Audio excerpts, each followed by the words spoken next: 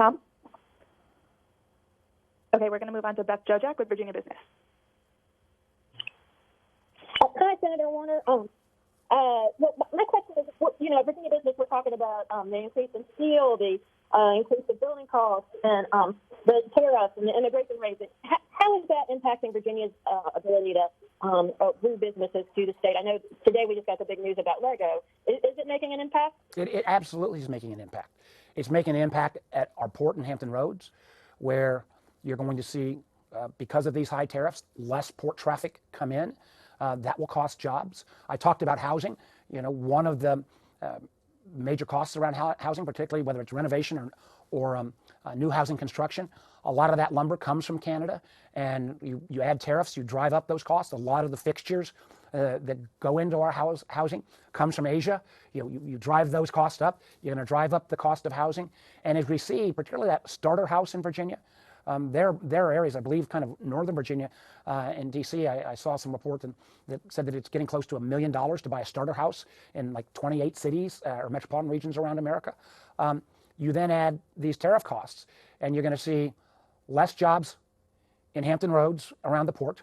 You're going to see less tourism dollars, whether it's in the National Capital Region, the Shenandoah, our particularly historic parks and battlefields in terms of lack of foreign tourists who are frankly afraid to come to America right now. You're going to see housing costs continue to increase, which is putting a real squeeze, particularly on first-time home buyers. And you're going to see the number of small businesses that I hear from virtually every day that say they just don't know whether they can make it. I remember a brewery we had from Alexandria, Port City, I think, and where they had the bottle caps, I think, came from Mexico, the Pilsner and the barley came from Canada, and I think even some of the casks then came from Germany. Or a bourbon maker in Richmond who basically said, with these tariffs, Canadians rightfully have a reason to be so angry, and it's going to be a heck of a long time before Canadians start buying Virginia bourbon again. That story of Virginia small businesses being creamed by these tariffs is being reported in every industry. And the fact that there may have been one announcement today, and we've not seen any of the details that from with the United Kingdom that there's a deal, at this rate, it will be fall or into the year, since every country in the world, with the exception of Russia, has been bashed by these Trump tariffs. We're going to see a huge economic hit. And I just hope, again, I've never seen a more self-made economic crisis, and it is created because of the whims of one individual, Donald Trump. And let me quickly add, on things like steel and others, targeted tariffs where we work with our friends, count me in. Where our nation is taking advantage, and there are particular places with China, but that's so much stronger when we do that in concert with our allies. Now we hear country after country, and I see this in the intelligence even, where they say China is a more dependable trading partner than the United States of America. That's remarkable. I never thought that would happen, and that has been one of the legacies of these first 108, 109 days of the Trump administration.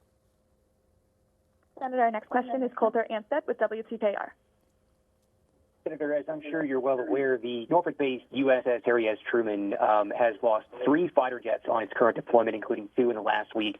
Those come at a cost of about $60 million apiece, so that's a total of about $180 million of taxpayer money that's just gone, essentially wasted at the bottom of the Red Sea. Now, what is your response to that? My response is it's outrageous. I've not seen any legitimate response from the commander of the carrier. And remember, as you know, Truman is home ported in Norfolk, and friends of the sailors on that aircraft carrier are already pretty rightfully angry because of the careless treatment of information about the attack plans against the Houthis.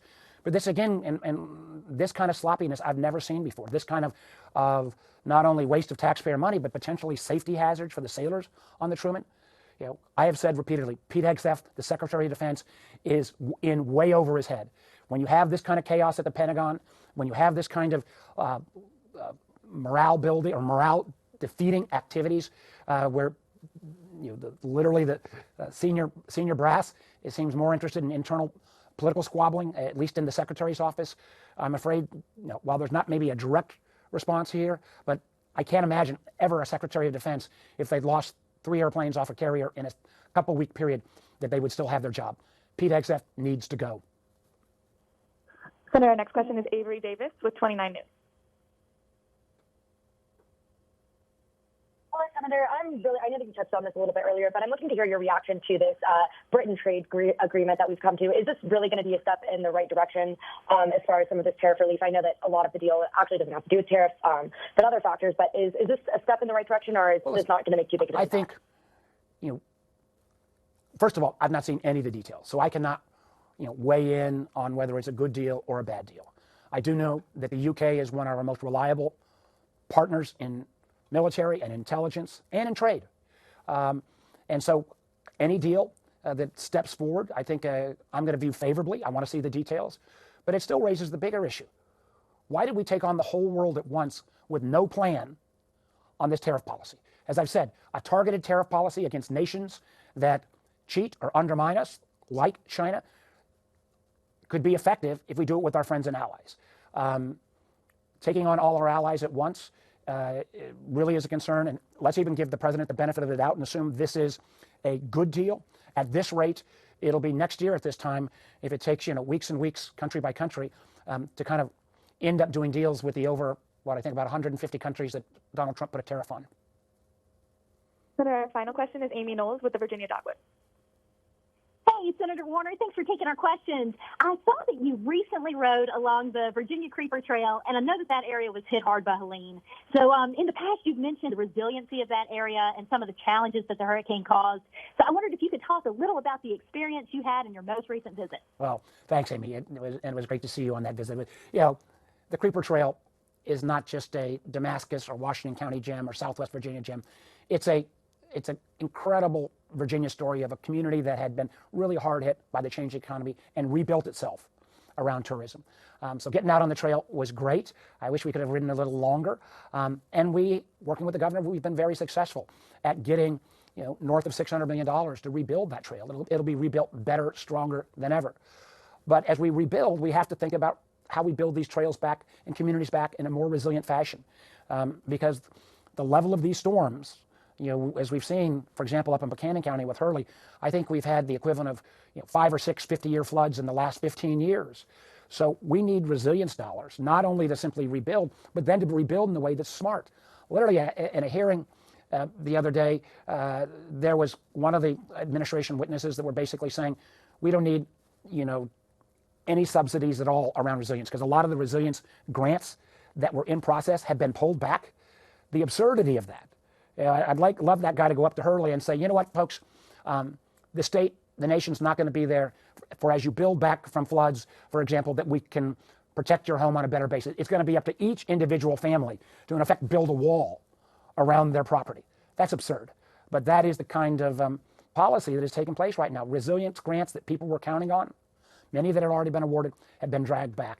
I just hope and pray that, that particularly in Southwest, that legislators, and these are mostly Republican legislators at the state level, will raise their voices in concern as well. Their communities are bearing the brunt of these kind of storms and damage. And unless we build back smarter and more resilient, we are frankly, in some cases, just wasting building back, because you've got to build back in a more resilient way. And you've got now a government that, a federal partner that unfortunately is pulling back on that assistance.